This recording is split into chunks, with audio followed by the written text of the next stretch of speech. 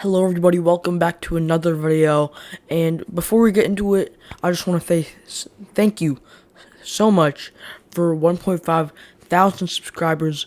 It's the largest achievement that we've had this year, so thank you so much. Make sure to like and subscribe before we get into this video, and yeah, let's start. So, we will be doing my first 2026 governor prediction since the 2025 elections.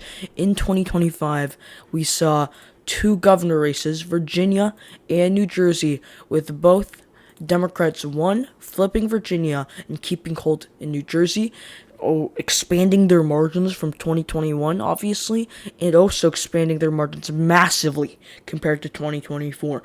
I just want to start here and look at Virginia. Abigail Spanberger, she really wasn't even that popular of a representative in her home state of Virginia, but you see here that in 2021, Republicans won by 1.9% in this state, almost 2%. And she won by almost 15, a safe Democratic margin. She won by 14.6% and almost 500,000 votes. She did amazing, completely eradicating Donald Trump's shifts in 2024 in places like Fairfax, Richmond.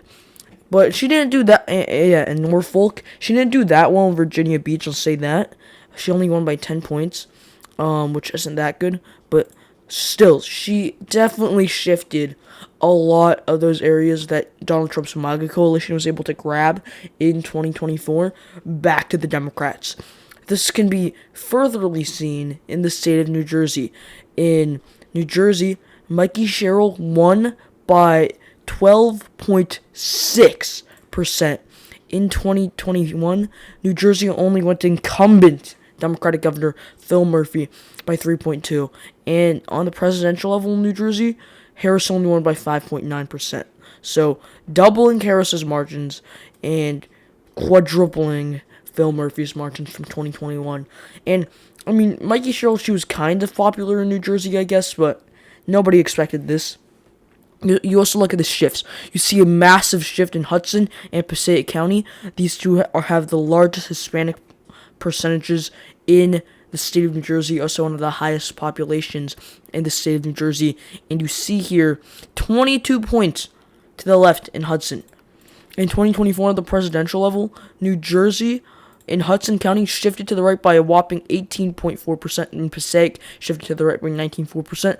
And this actually, this completely gets rid of the Hudson County shift and 1 point less than the Passaic County shift. So Sherrill completely dominated with the Hispanic voters that did turn out compared to 2024, obviously. So New Jersey actually is one of those states that there were a lot of more than usual ICE operations in, so that could possibly be why. So this is once again, two overperformances, massive overperformances, good a little sign for Democrats, and yeah, we're going to try and see what will happen in 2026 based off of that. So, we're going to start off with the safe Democratic states. I just want to look at 2022 when these last governor races were held. You see here that there were a couple: California, Colorado, Maryland, Rhode Island, and Massachusetts. I think there's going to be a couple more this time around. Oh, yeah, and also Hawaii. So, let's do this. Hawaii is going to go safe Democrat. California is going to go safe Democrat. California does have an open primary, and you could see there's like a 10% chance two Republicans make it into the open primary, but then Democrats are probably just going to like do a write-in campaign or something and like just defeat those two Republicans either way. And if there is like a Republican and a Democrat, then the Democrats going to win by like 30. Colorado, you have Senator Michael Bennet running for governor, so that's going to be interesting. And he should easily win the nomination in the primary and the general election. He's pretty popular in the state of Colorado. The only way Maryland gets close, like it's not even that close, like 10 points, is if Larry Hogan runs, but that's not happening. Actually, no, he might, but that would still be like, I would still say more wins by like 17 compared to like 25. So I still think Maryland's going to go safe Democrat. There is a chance it goes likely Democrat if Hogan runs, I will say that. But Connecticut's going to go safe Democrat compared to 2022. Lamont won by 13, which isn't the worst. but Connecticut's definitely going to go safe Democrat in 2026.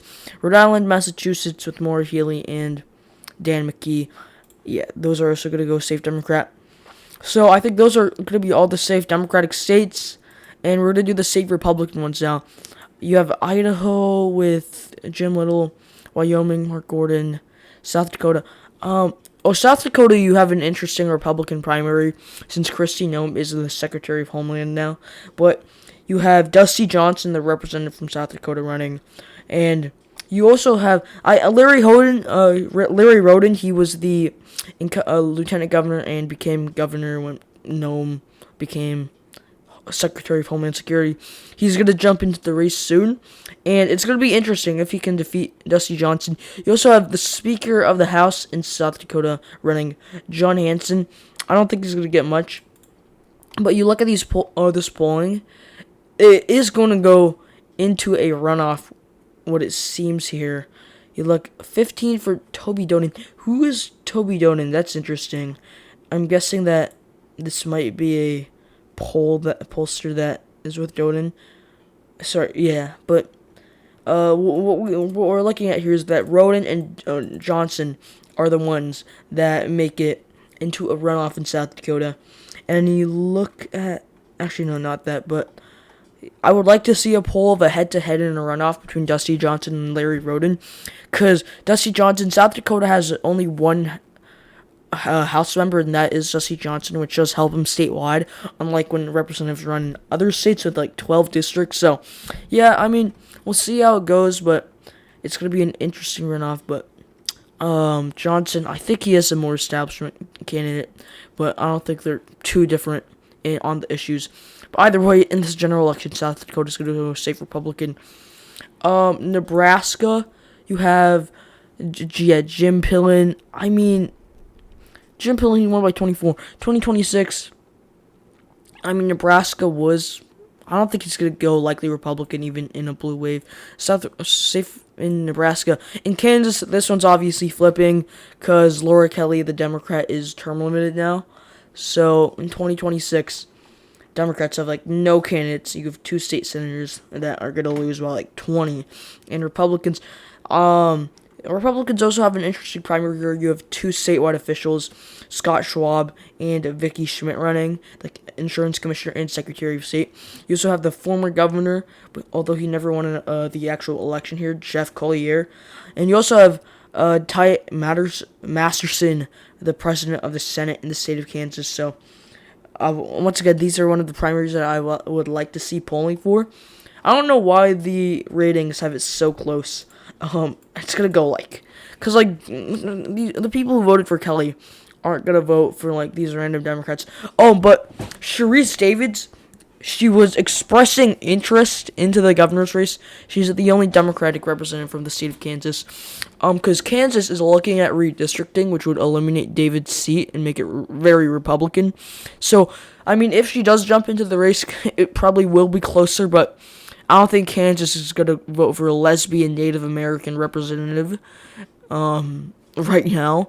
And also you have Dinah Sykes, who's, I guess, publicly expressed interest.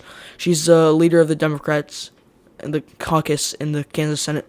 But once again, even if it is Davids, it's still going to be likely Republican. It's probably going to go 7 points to Republicans. Without her, it's going to go like 13 to Republicans. But we're going to put that in likely Republican later. Oklahoma, it actually went likely Republican in 2022 because Kevin Stitt was such a horrible governor. But Stitt can't run again, so you're probably going to have you have some interesting ones. Oh yeah, you do have Chip Keating, the son of former Governor Frank Keating. That's an interesting one. I think it's going to be Gentner Drummond, the Attorney General of the state of Oklahoma, though. So, we'll see how that goes. Oh, yeah. You also have Ryan Walters. He resigned. He was the superintendent of public instruction, so, in the state of Oklahoma. But either way, it's going to be safe Republican this time around, because you don't have Kevin Stitt running. He was such a horrible candidate. Texas is going to go likely Republican. Arkansas is going to go safe Republican with Sarah Huckabee Sanders again. Tennessee of Marsha Blackburn running. She's probably going to win the nomination because Bill Lee is term limited. But you do have also John Rose, a representative from Tennessee 6. But Blackburn's going to win because she has a statewide appeal as a U.S. Senator. She gets over 50% in basically every single poll, except for Qantas Insights. But Qantas Insights has a lot of undecided voters. And they also have an undecided option. That's interesting. Oh, someone else with 14%. Tim Burchett. Tim Burchett, he's not interested in this governor seat, but he is interested in getting appointed to the open Senate seat that Marsha Blackburn, if she does win the governor seat, then there will be an open Senate seat, and she gets to decide who will be appointed to that. So, I guess Burchett could be appointed there, but Tennessee's going to go safe Republican. Alabama, you have Senator Tommy Tuberville, kind of like Tennessee. You have another Republican senator retiring to take the spot opened up by Kay Ivey, who's term limited. Tommy Tuberville, he's actually not been senator for that long, but he's retiring from the Senate and running here. He will easily win the primary, and Democrats have, once again, nobody. So Alabama is going to go safe Republican. And also in Vermont, obviously, because you got Phil Scott. I mean, come on, it's Vermont. 2020. Oh, the page is up for Vermont now. Last time I checked, there wasn't.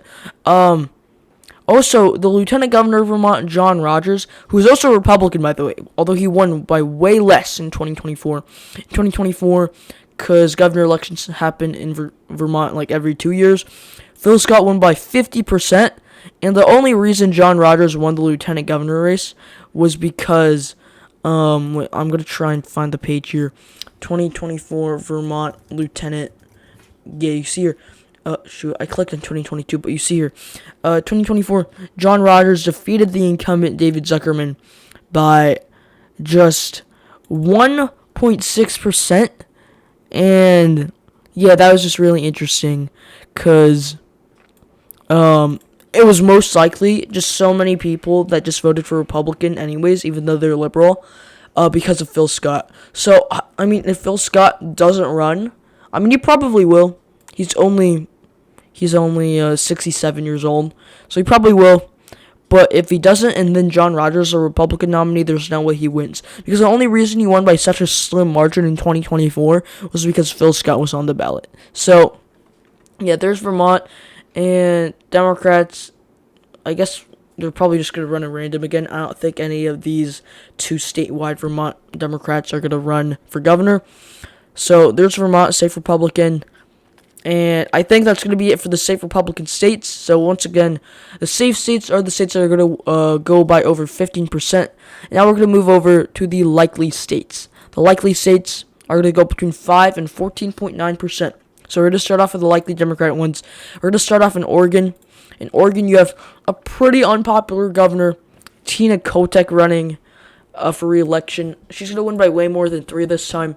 You had an independent, Betsy Johnson, run for governor, and she was a Democrat before. So that definitely, she took a lot of the vote for no reason, obviously. So I doubt she's going to run in 2026 as an independent. And Tina Kotek, she's probably going to win basically all of that vote. So she would have won by 10 or 11. So it wasn't really her unpopularity that dragged her down in Oregon.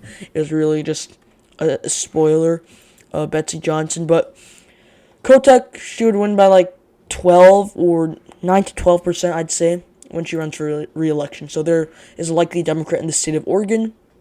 We're going to go to the state of New Mexico. Here you have Michelle Lujan Grisham. She is term limited, and Deb Haaland is going to be the nominee. She was the Secretary of the Interior under the Biden admin, and also a representative from New Mexico's 1st. So, yeah, she's kind of the obvious pick for Democrats. Republicans, they're probably going to nominate Greg Cole, the mayor of Rio Rancho. It's going to be an interesting primary, but none of them really have a chance. I think Haaland wins by 11, I'd say. Now let's go to the state of Minnesota, where you have incumbent Democratic Governor Tim Walz and vice presidential nominee for the Democrats in 2024 running for re-election. Republicans, you have some interesting ones. You have Scott Jensen. You even have Mike Lindell, possibly running. Julie Coleman, State Senator Kristen Robbins. So, I think. Oh yeah, Lisa DeMuth is running now. She is the Speaker of the Minnesota House of Representatives since 2025. So she would probably be a better candidate than Scott Jensen. He's just a former state senator, but he did run in 2022, and he lost by a relative margin of 8%, which isn't the worst, but I think either way, any Republican would lose by like 6 to 12% in the state of Minnesota against Tim Walz. So, there's Minnesota. We're going to go to Illinois now. Illinois, you have incumbent Democratic Governor J.B. Pritzker running for re-election. He's easily going to be renominated. Republicans, they're probably going to nominate Darren Bailey. He was a candidate for this seat back in 2022, and ran for some other stuff, former state senator. His family was actually, four members of his family was killed in a helicopter crash like a month ago.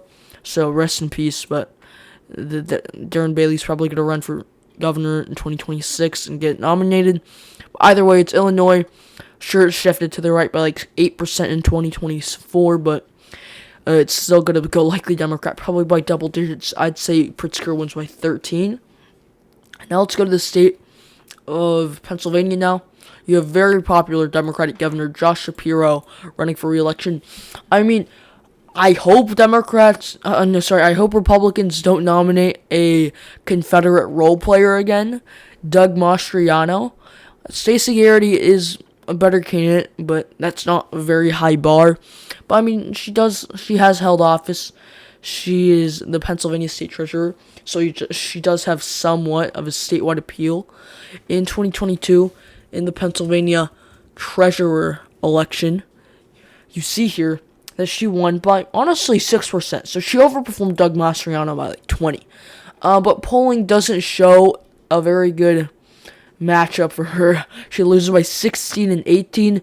Obviously, she's probably going to do better in the general election, like the actual election, but it's not the best for her. Also, for some reason, Mastriano could actually beat her in a primary in a poll from Public Policy Polling. But obviously, it's still early, and we'll see if Mastriano gets into the race. But if he does, I'm not sure, man. But I do want to say Donald Trump, for some reason, endorsed Dan Mooser, a representative from Pennsylvania's 9th. He's running for re-election in a safe Republican district, and he endorsed Stacey Garrity, which is interesting. And you also have representatives from the state of Pennsylvania already endorsing Garrity, and former governor of the state of Pennsylvania, Tom Corbett. So, there we go in Pennsylvania. I think even against Garrity, Shapiro would win by like 8%. Sure, it's not the double digits he saw in 2022, but that was against like a Confederate role player, Doug Mastriano. So, there you go. Now I'm going to go to the state of New York. Right up there, you have incumbent Democratic Governor Kathy Hochul running for re-election. She faces somewhat of a low-level primary challenge from Lieutenant Governor Antonio Delgado. He's primarying her from the left. Delgado isn't exactly like a democratic socialist like Zohran Mamdani, but it would be funny if Mamdani endorsed Delgado and then Hochul lost the nomination. But she's easily winning in like every single poll, so I wouldn't be too worried about that. Republicans, they have Elise Stefanik in the race. They could have made this race like somewhat closer with like Mike Lawler. I would honestly suggest Lee Zeldin running for this race, because in 2022 he only lost by like 6%. So if he ran, it would make this race like D+8. But Stefanik, she's not really that good of a candidate. She hasn't really been trying either. Did you see the graphics on her website? Absolutely dog water, but I would say she would lose by 12%, which honestly is the average for Republicans in the state of New York now. It shifted to the right by like 12 points in 2024. So I could see Hochul winning by safe, but I doubt it. And I could also see her winning by less than 10. We'll see, but I think the most likely outcome right now is a likely Democrat, New York. Now we're going to go to the state of Maine.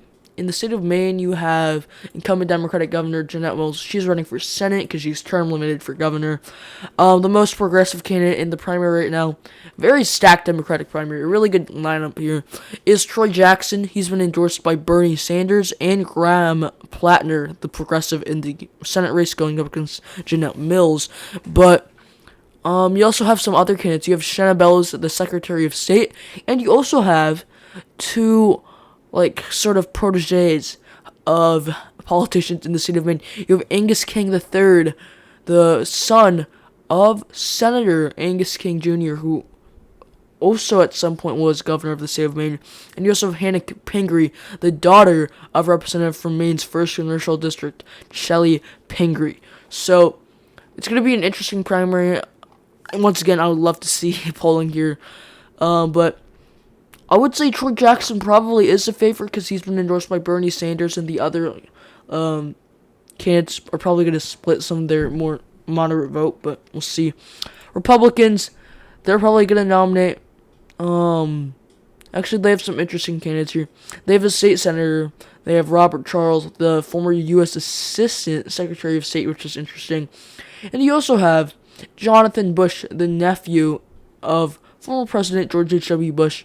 It's going to be very interesting, but no outstanding candidates, I would say, in this Republican primary. I think Maine's going to go D+9 in 2026. So now let's do the likely Republican states now. So we're going to start off in the state of Alaska. In Alaska, incumbent Republican Governor Micah Dunleavy is term limited, and Alaska does have ranked choice voting. They put all the candidates in here for the general election, so it's really interesting.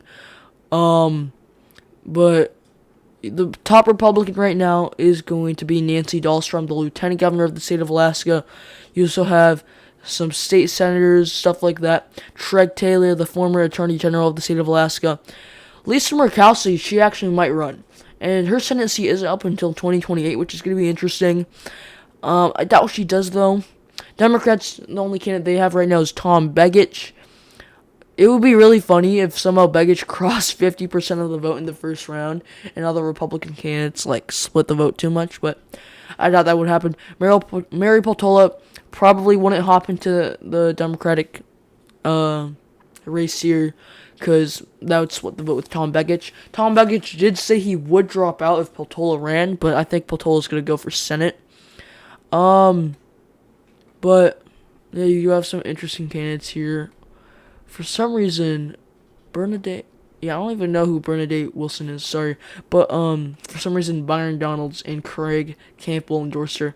But for the general election, there have actually been polls that show Mary Peltola would win in a ranked choice voting scenario, but I doubt it. I really think she's going to go for Senate. I think governor is a bit too out of reach for her. Plus, I think she would do better in a federal race in 2026, considering the national environment. Next up is going to be Kansas. Kansas, this is going to be a flip for Republicans because Laura Kelly, the only Democrat that can win a statewide race in Kansas, is retiring. I already talked about this one, but yeah, I'm going to put it in likely Republican. Now, the next one is going to be the state of Texas, where you have Republican Governor Greg Abbott running for re-election. Democrats, they have no good candidates yet, but I'm pretty sure Beto O'Rourke's going to hop into the race soon. And yeah, if you don't have him, you have no good candidates that are going to lose by double digits. O'Rourke, in 2022, he lost by double digits, which wasn't really good. But that was somewhat of a red ripple. I think he would be able to narrow it down below double digits. I don't think he would win, not even close to that. But I think he'd probably win by I bet Abbott would win against O'Rourke by 7 in 2026. And I'm pretty sure O'Rourke is going to hop into the race sooner or later. So now we're going to go to the state of Florida. Florida incumbent Republican Governor Ron DeSantis is term limited, but you do have a protege of his. For some reason, she's not on Wikipedia, but his wife, Casey DeSantis. And Donald Trump, he probably does still dislike DeSantis a good bunch after he primaried primaried him in the presidential race back in 2024. So he's already endorsed MAGA Representative Byron Donalds, and he's got basically his entire cabinet to endorse Donalds, and a lot of representatives. You see here, and you also have a crazy list of these Florida House representatives. Look at all this. That's like, what is that, 50 state representatives from the state of Florida? Which is really interesting. I mean, if Casey DeSantis doesn't announce her bid soon, there would really be like no chance for her to beat Byron Donalds. You also do have the former Speaker of the House and former State Representative Paul Renner running in the primary. He's going to get like 3% though.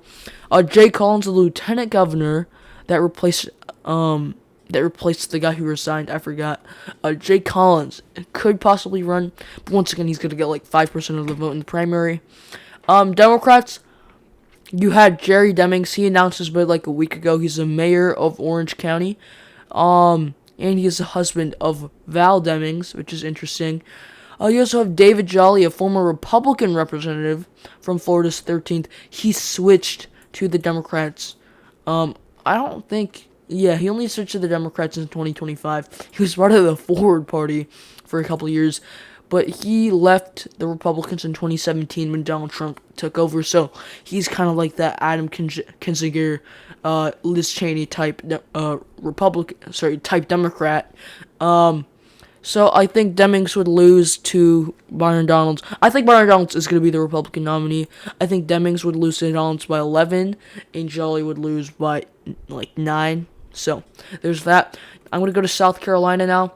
South Carolina, you're going to have an interesting Republican primary, and it's likely to go to a runoff. Incumbent Republican Governor Henry McMaster is term limited.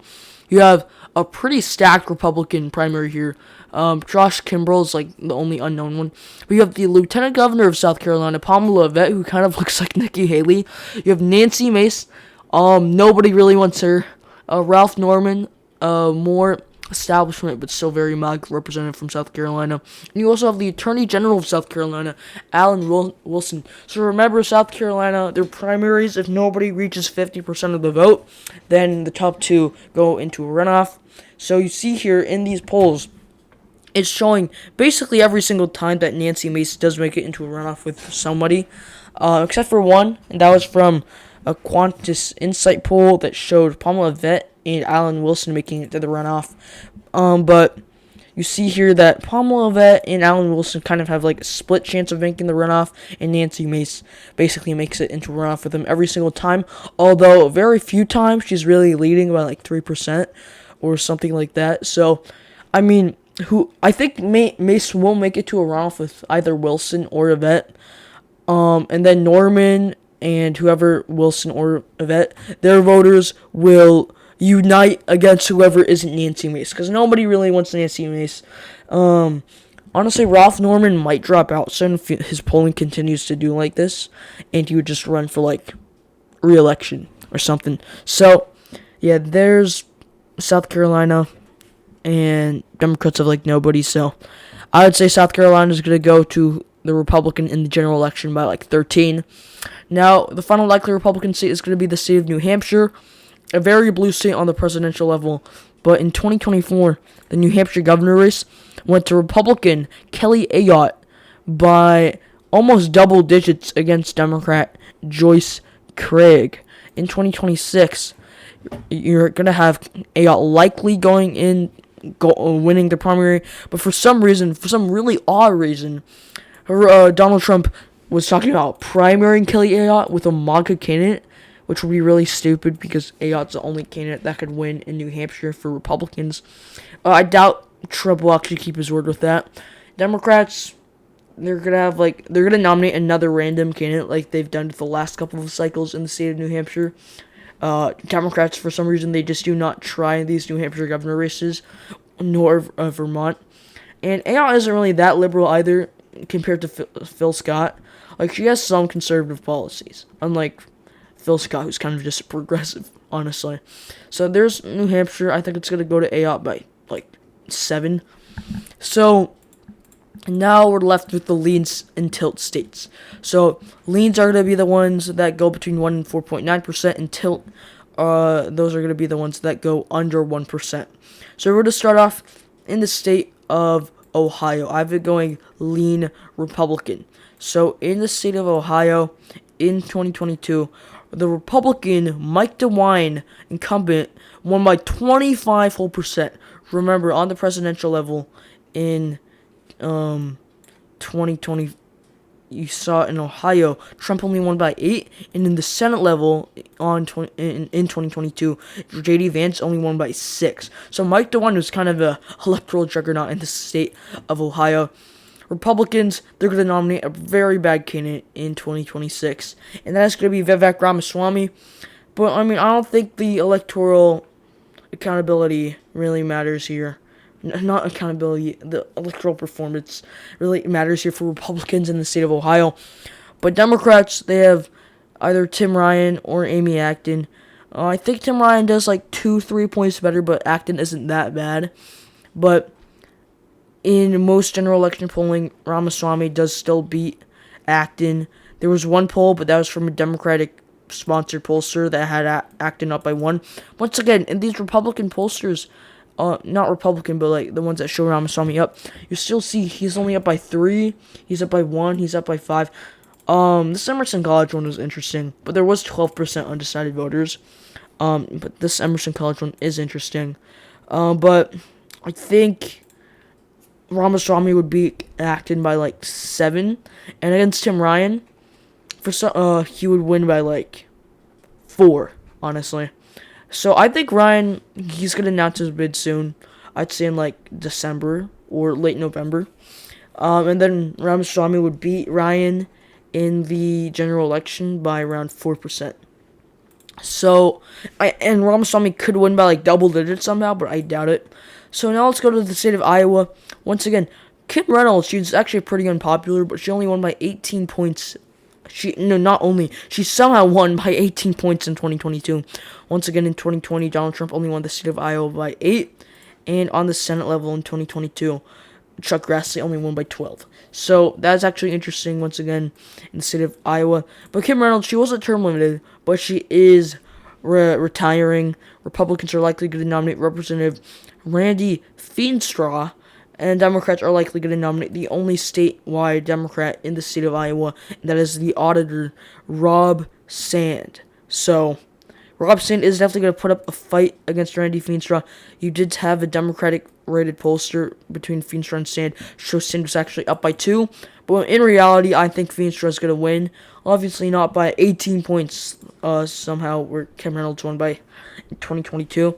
And Reynolds, I'm pretty sure she's like the most unpopular governor in the United States, which is not going to help Feenstra.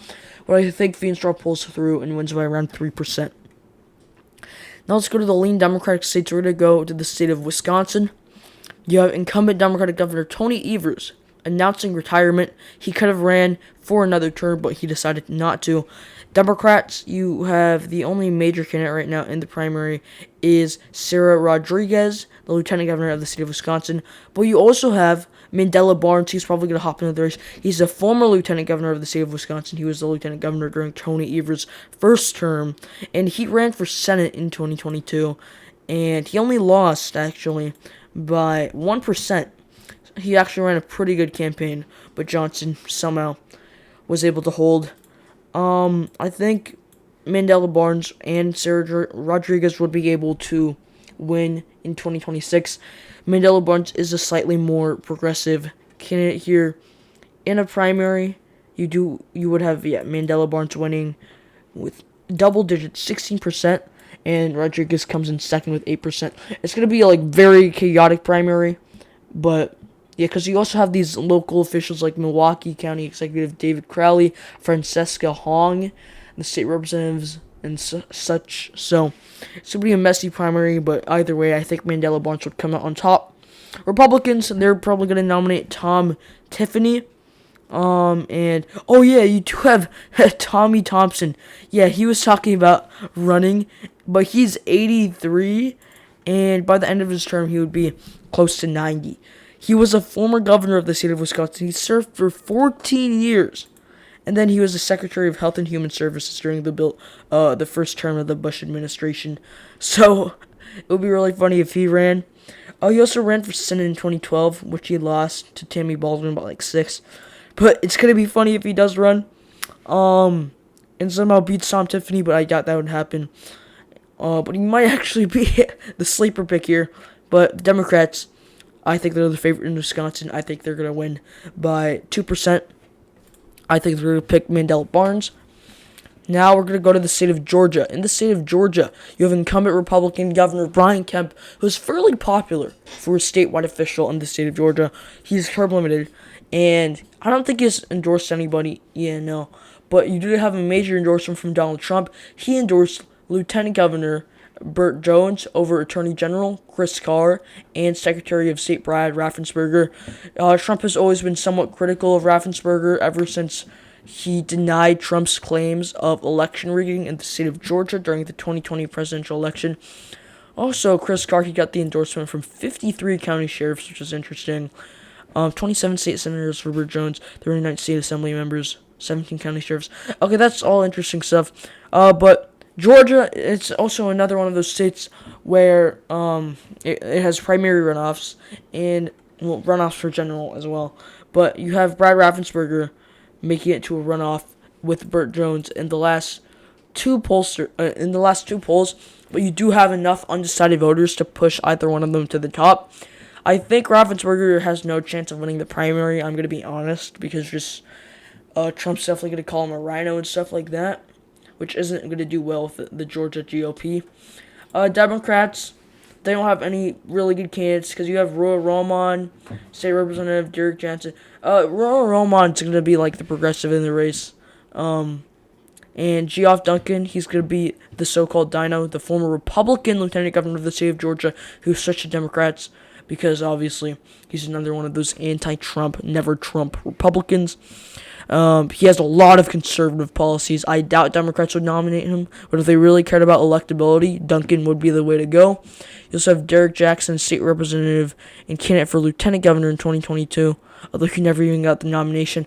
I think Democrats, they don't really have any outstanding candidates, that's why.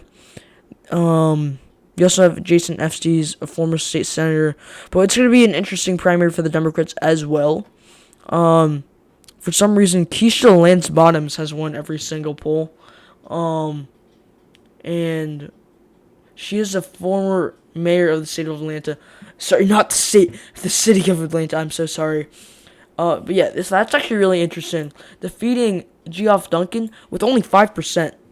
In the Frederick polls poll, they had Duncan sitting at 17%. So it's looking at us here. Yeah, because in all three of the polls, you had Bottoms and Thurman making it to a runoff.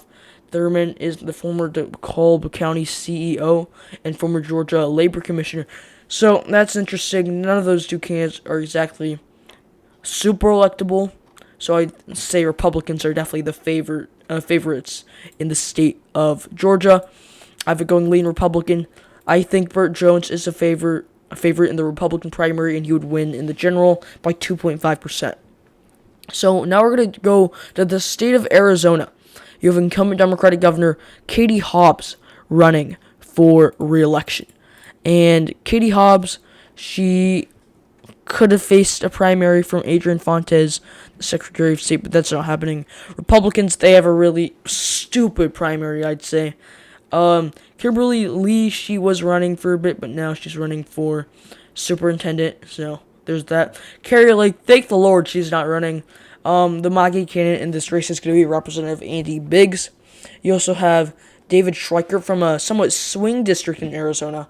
He's literally only polling at like 2%, 11% in the primary. He's literally coming behind Karen Taylor Robson in the primary. So he really should just drop out of the governor's race and actually try and hold on to his swing seat in the House race and actually help the Republicans. But Republicans, they also have Taylor Robson. Andy Biggs is going to be the big favorite in the primary, even though Donald Trump actually endorsed both of them. Yeah, and David Schweiker hasn't picked up a single endorsement yet, which is really funny. So, yeah, Biggs is going to make it to the general election against Katie Hobbs, where I think he would lose by 1.5%. Not as bad as Carrie Lake did in well, no, actually better than Kari Lake did, but Kari Lake lost a completely winnable race, but because I think he would lose by 1.5% against Katie Hobbs.